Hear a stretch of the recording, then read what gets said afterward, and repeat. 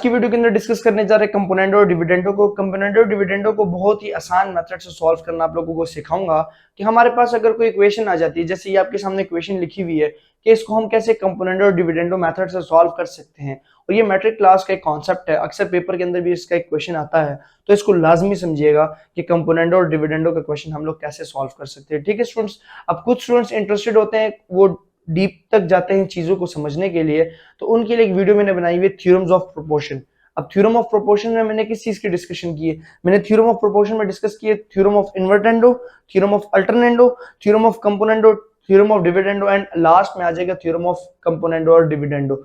इसका मतलब ये हुआ ये एक सीरीज चलती हुई आ रही है और लास्ट में ये थ्योरम ऑफ कंपोनेंडो और डिविडेंडो का कॉन्सेप्ट निकलता है कि ये कैसे बनता है और हम लोग इसका फॉर्मूला क्यों यूज करते हैं। इस वजह से उसके ऊपर एक डिटेल से मैंने वीडियो डिस्कस की हुई है, मैं डिस्क्रिप्शन में उसका लिंक दे दूंगा, जो देखना चाहे तो देख सकते हैं। ठीक है, लेकिन आज की वीडियो के अंदर हम कंपोनेंट और डिविडेंडो मेथड से क्वेश्चन को सॉल्व करेंगे कि ये कैसे सॉल्व होता है। ठीक है, आपके क्वेश्चन अक्सर कंपोनेंट और डिविडेंडो मेथड का आता है, तो बहुत ही आसान है।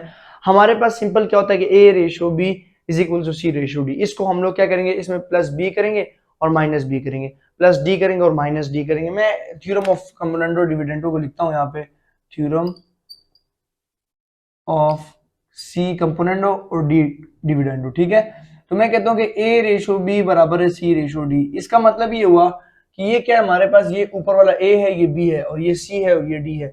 फॉर एग्जांपल रेशो का मतलब क्या होता है, ए और डिवाइड, तो A divided by B is equal to C divided by D, ऐसे होता है ना। तो हमारे पास इक्वेशन भी इसी फॉर्म में दी गई होगी, फ्रैक्शन फॉर्म में दी गई होगी। ठीक है, तो अब इसको समझना बड़ा इंपॉर्टेंट है कि इसके साथ क्या करना है कि हम लोगों ने जो फॉर्मूला बनता है थ्योरम ऑफ कंपोनेंट और डिविडेंड, वो है a plus B divided by a minus B. ठीक है, b प्लस बी और b माइनस बी, इस इक्वेशन को असल में सेटिस्फाई करना होता है कि a plus B ratio a minus B is equals to c plus d और रेशो c माइनस d। ठीक है, फिर रेशो का मतलब होता है डिवाइड, और वो इस फॉर्म में आ जाएगा, तो ये यहाँ से इस पूरे को मैंने इस फॉर्म में लिख लिया, और c प्लस डी और c माइनस डी को मैं लिखूंगा c plus D c minus D. ठीक है, और फिर इसको मैंने प्रूव भी किया हुआ इस वीडियो के अंदर कि ये कैसे हमारे पास कंपोनेंट और डिविडेंडो इस तरह का फॉर्मूला बनता है।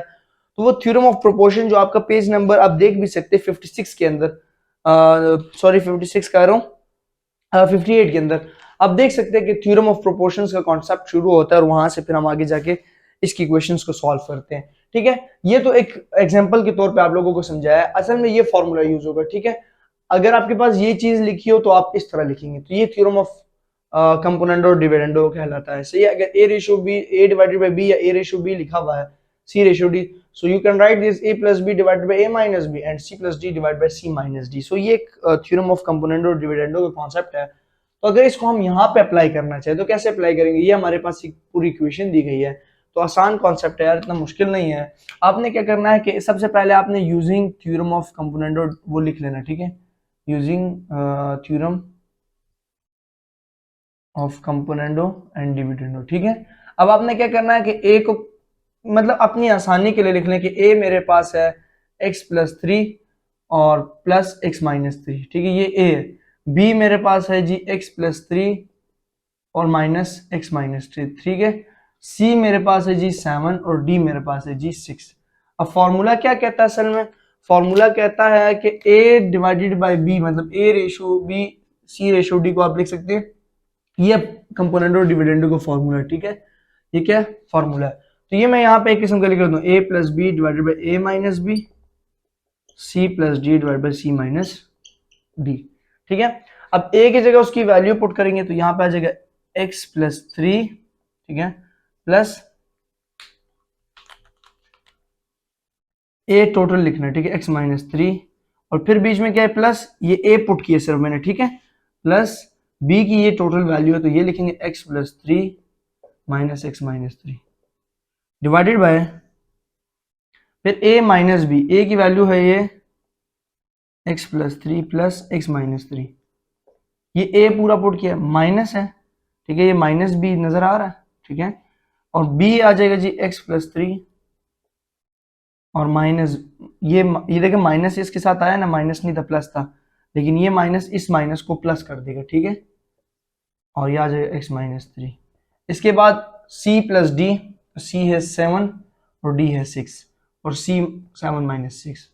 ठीक है, अब आप स्टूडेंट्स देख सकते हैं कि ये टोटली ए कहला रहा है, ये बी, तो ए प्लस बी, ए माइनस बी, तो इस चीज को हम कहते हैं, इस चीज को कंपोनेंडो, इस इक्वेशन को कंपोनेंडो डिविडेंडो मेथड, ठीक है, इस मेथड को कहते हैं। समझ आ गया है। इसके बाद the most important equation is and the most important step is कि आपके पास साइंस का जो इंपॉर्टेंस है ना वो देखिए कि प्लस माइनस प्लस, इस चीज को नोट करना है, साइन की मिस्टेक नहीं करनी इस माइनस की वजह से और इस माइनस की वजह से, ठीक है, ये इंपॉर्टेंट है हमारे पास। तो यहां से देखिए कि minus X minus 3 under root और प्लस एक्स माइनस, ये वाला यहां से पूरा का पूरा कट हो रहा है, ठीक है, यहां से x प्लस 3 और x प्लस 3 ये प्लस का और ये माइनस का कट हो रहा है, ठीक है, और वहां पे वो कांस्टेंट नंबर प्लस हो रहे हैं, तो हमारे पास क्या बचा स्टूडेंट्स, x प्लस 3 बच गया प्लस x प्लस 3 बच गया, नीचे क्या बच गया, x माइनस 3 बच गया प्लस x माइनस 3 बच गया इज इक्वल्स टू 7 प्लस 6, तो 7 प्लस 6 हमारे पास हो जाएगा 13 और 7 माइनस 6 1, ये चीज आ गई, ठीक है, ये आ गई। अब इसके बाद मजीद इसकी सिंप्लीफिकेशन करनी है, तो इसको मैं रिमूव कर देता हूँ, ये चीज आप लोगों को समझ आ चुकी होगी, ठीक है। तो स्टूडेंट्स इसके बाद क्या करना है कि आपने ये देखिए 1 अंडर रूट एक्स प्लस 3 और 1 अंडर रूट एक्स प्लस 3, तो ये क्या हो जाएगा हमारे पास 2 अंडर रूट एक्स प्लस 3, क्या हो जाएगा हमारे पास students 2 under root x plus 3, और नीचे क्या हो जाएगा x minus 3 x minus 3, 2 under root x minus 3 हो जाएगा इज इक्वल्स टू 13। अभी कभी कभी स्टूडेंट्स के साथ ऐसे क्वेश्चन भी आ सकता है कि आपके पेपर के अंदर अगर ये चीजें प्लस ना हो रही हो और दोबारा आपके पास कोई इस तरह की फॉर्म बन रही है, फॉर एग्जांपल जिस तरह क्वेश्चन है, तो आप अगेन कंपोनेंडो डिविडेंडो भी कर सकते हैं जब तक आपकी फ्रैक्शन फॉर्म खत्म ना हुई हो, ठीक है। जरूरी नहीं है कि फ्रैक्शन फॉर्म खत्म भी करनी हो, लेकिन आपके पास ये हो कि कंपोनेंडो डिविडेंडो के एंगल्स जो इक्वेशंस हैं वो चेंज हो जाए। फॉर एग्जांपल अभी लास्ट में क्वेश्चन आएगा उसको समझाऊंगा, और नीचे 1 है तो 1 लिखने की जरूरत नहीं। अब ये 2 और 2 कट गया तो हमारे पास क्या बचा, x प्लस 3 और x minus 3 is equal to 13, ठीक है। इसके बाद स्क्वेयरिंग ऑन बोथ साइड कर लें। अब यहां से मैं स्क्वेयरिंग कर रहा हूं ना, अगर फॉर एग्जांपल यहाँ पे आपके पास होता a प्लस बी फॉर्म होती, या आपके पास ये अभी भी है, इसके नीचे 1 है, इसको अगेन कंपोनेंट डिविडेंडो भी कर सकते हैं, अगेन भी कर सकते हैं, लेकिन मसला ये है कि अगेन अगर मैं करूंगा तो मैं यहाँ पे लिखूंगा x plus 3 plus X minus 3, तो ये तो दोबारा मेरे पास वो चीज बन रही है। अगर अगेन कंपोनेंट और डिविडेंडो करता हूं तो वो कभी कभी हमारे पास क्वेश्चन ऐसा होगा कि स्क्वेयरिंग से या किसी मेथड से नहीं सॉल्व होता, वो एक क्वेश्चन उसके ऊपर अलग मैं वीडियो बनाऊंगा कि वो कौन से क्वेश्चन होते हैं, तो उसमें आप अगेन भी कर सकते हैं, इसमें स्क्वेयरिंग होगा, ठीक है। स्क्वेयरिंग से क्या होगा कि यहाँ का रेडिकल तो कट जाएगा, मतलब अंडर रूट 3 का स्क्वेयर, ठीक है, और अंडर रूट एक्स माइनस 3 का whole square is equal to 13 का होल स्क्वेयर, सही है। स्क्वेयर रेडिकल और स्क्वेयर रेडिकल कट गया तो x plus 3 divided by X minus 3 is equal to 13 का स्क्वायर मेरे में 169 होता है। कैलकुलेटर मेरे पास अभी है नहीं, लेकिन यहाँ पे आप देख लीजिएगा, चलिए हमें मल्टीप्लाई 13 और 13 169 ही होता है, 3 3 9, ठीक है, 3 1 और फिर 3 और 1 9 169 परफेक्ट स्क्वायर याद है मुझे, लेकिन फिर भी मैं कहता हूँ क्वेश्चन अब वीडियो के अंदर मिस्टेक ना हो जाए ना। अब यहाँ तक आप लोगों को समझ आ चुकी है। इसके बाद क्या करना है कि ये नीचे वाली टर्म जो उधर जाके मल्टीप्लाई करा लें, या अगेन कंपोनेंट और डिविडेंडो यहाँ से भी हो सकता है। इसके नीचे 1 है ना, तो 161 प्लस 1, तो आप चाहें तो कर सकते हैं मसलन x plus 3 plus X minus 3, तो ये माइनस थ्री कट गया, 2x आ जाएगा, फिर x plus 3 minus x plus 3, यहाँ से x और x कट गया, ठीक है, ये आ जाएगा हमारे पास 2x डिवाइडेड बाय 6, और यहाँ पे 169 प्लस 1 और 169 माइनस 1, ठीक है। इसके बाद आपके पास क्या आ जाएगा कि यहाँ पे आ जाएगा x divided by 3 is equals to 170 divided by 168। इसको कैलकुलेटर पे डिवाइड करेंगे तो आप कटिंग वगैरह कर सकते हैं 2 के टेबल से, 2 8 16 एंड 1 5, 285 एंड 2 8 16 एंड 2 4, ठीक है। अब हमारे पास x divide by 3 is equal to 85 divide by 84 आ गया। अब ये 3 इधर मल्टीप्लाई होता जाके क्या हो जाएगा, इधर डिवाइड होता जाके मल्टीप्लाई हो जाएगा, तो 85 84 मल्टीप्लाई बाय 3, ठीक है। अब ये 3 अगर 84 से कट होता है कर लेंगे, अगर नहीं हो रहा तो नहीं काटेंगे, ठीक है, वैसे कट तो होना चाहिए।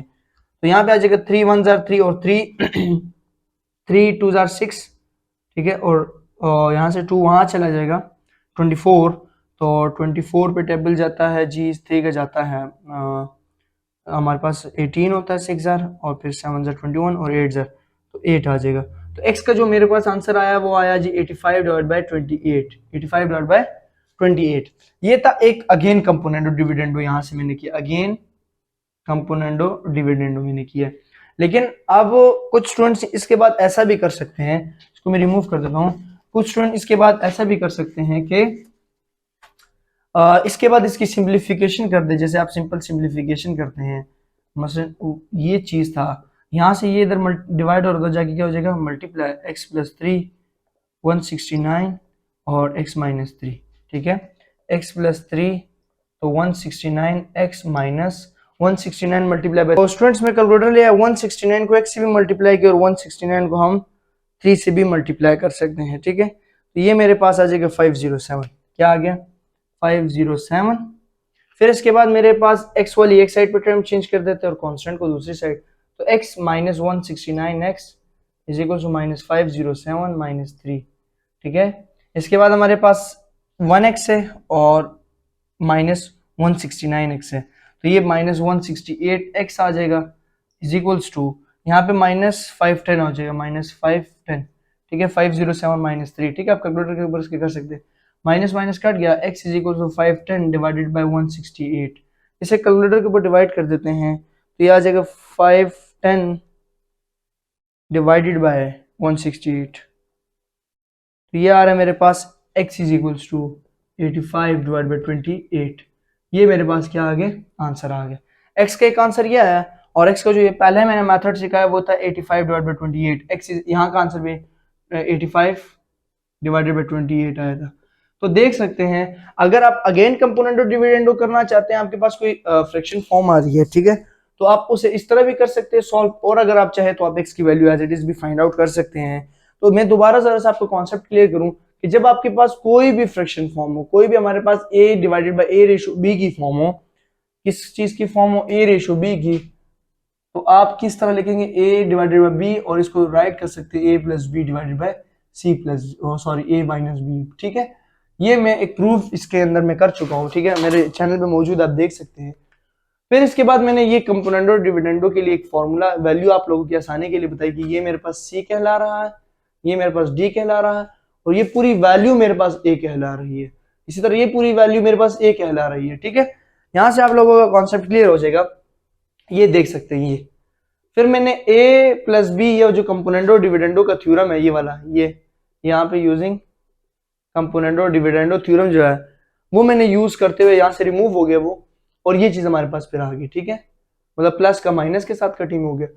यहाँ के बाद मैंने कहा कि कंपोनेंडो डिविडेंडो यूज कर सकते हैं, लेकिन आसानी इसमें है कि आप अंडर रूट को खत्म करें। तो अंडर रूट को खत्म करने के लिए स्क्वेयरिंग ऑन बोथ साइड की, यहाँ का स्क्वायर रेडिकल काट गया, यहाँ का स्क्वायर, ये हमारे पास 169 आ गया जो मैंने मल्टीप्लाई भी किया था, ठीक है। फिर इसके बाद मेरे पास क्या हुआ कि मैंने कहा कि इसके दो मेथड हैं, आप यहां से अगेन कंपोनेंडो डिविडेंडो करें तब भी आंसर ठीक आएगा, कंपोनेंडो डिविडेंडो, ठीक है, सी और डी लिख रहा हूं। और यहां से अगर आप चाहे तो एक लीनियर इक्वेशन की तरह इसकी वैल्यू को भी फाइंड आउट कर सकते हैं। तो ये था हमारे पास आज की वीडियो का टॉपिक, कंपोनेंडो और डिविडेंडो। नेक्स्ट इस तरह की मजीद वीडियोस के लिए मेरे एक प्लेलिस्ट है ट्रिक मैथमेटिक्स, आप उसे देख सकते हैं, ठीक है। उस प्लेलिस्ट के अंदर मैंने नॉलेज के तौर पे बहुत सारे क्वेश्चंस को सॉल्व किया, मतलब अलग अलग मेथड की तरह मैं वीडियोस को सॉल्व करता हूँ, तो आप देख सकते हैं, ठीक है। तो नेक्स्ट वीडियो तक के लिए आपने मोहम्मद फैजान को दीनी इजाजत, और मुझे दुआओं में याद रखना है, अपना ख्याल रखना है।